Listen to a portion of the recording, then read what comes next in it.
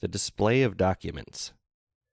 We've already discussed the need for certificates and permits issued by the Radiologic Health Branch of the California Department of Health Services to be prominently displayed in the place of employment or work.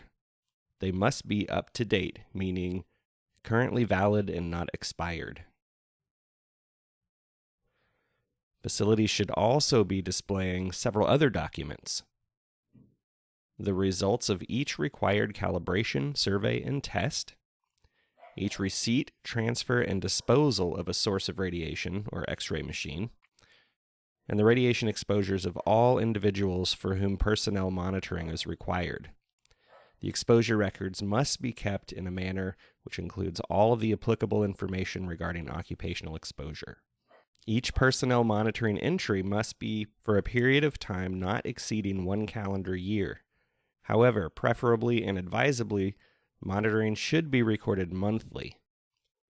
Dose equivalents must be recorded in rems or millirems in the state of California, and dose equivalent rates in rems or millirems per hour. Each required record of dose equivalent received by individuals must be kept or preserved indefinitely.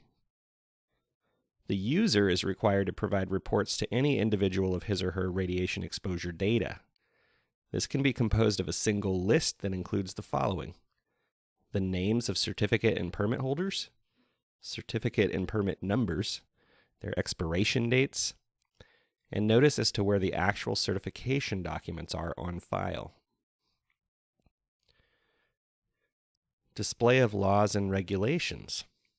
A current copy of the California Radiation Control Regulations and a copy of operating procedures applicable to working with fluoroscopy equipment and procedures must be posted or must be readily available to X-ray personnel.